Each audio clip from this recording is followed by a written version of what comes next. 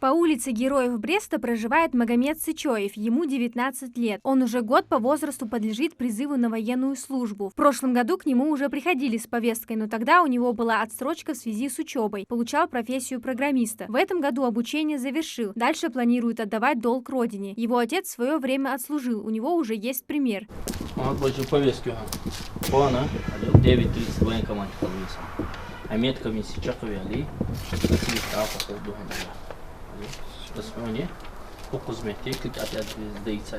В семье есть еще братья. Старший учится на медицинском факультете, поэтому воинский билет у него уже есть. Магомед планирует многое взять от службы.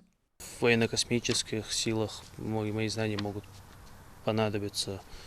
Так, саморазвитие, спорт, вооружение, интерес, будет интересно, точно, я в этом уверен. Так что,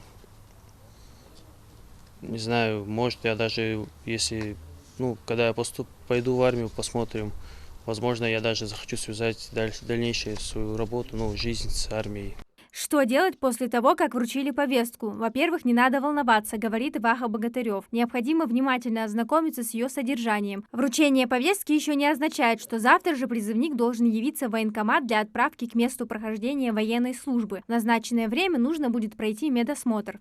Я повестка хатьянисона, сагнат венусон, медкомиссии чаквал хавенусяна, ши медкомиссии чаквал, ши кяхат дали сагюаля. Регистрация ши береж дали искяхтыш да худдацо. Ши цане паспорт халдесте саги. Деш вагжвали из повестку вагдаянчил дешке учебное заведение сын справка и садат вагвесан. Это личное дело айкиология. Здесь ваган отсрочку гецан.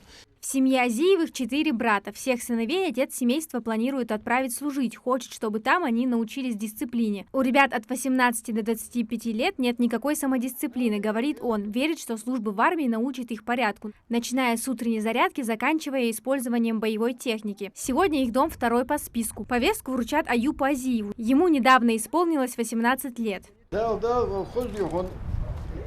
повестку, хоть беркет или хоть я указ роспись от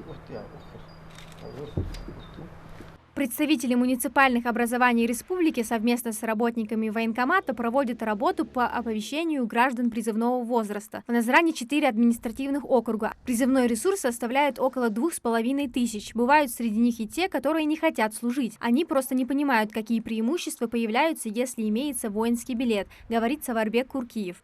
Военный билет, служба в вооруженных силах, служба в армии – это хорошее подспорье, это хорошая помощь в будущем этому молодому человеку.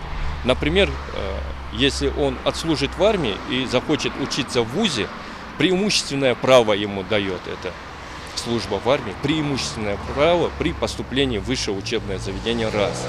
Второе.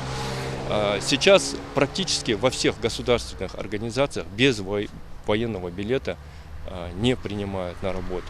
Призывная кампания стартовала 1 апреля и продлится до 15 июля. Указом президента России Владимира Путина должны пополнить 150 тысяч человек. Около 230 новобранцев должен собрать и наш регион. Напомним, верхнюю границу призывного возраста подняли с этого года до 30 лет. Ранее же было до 27. Тем, кто уклоняется от своего долга, грозит уголовная ответственность. Амина Зязикова, Муслим Арчаков, Магаз 24.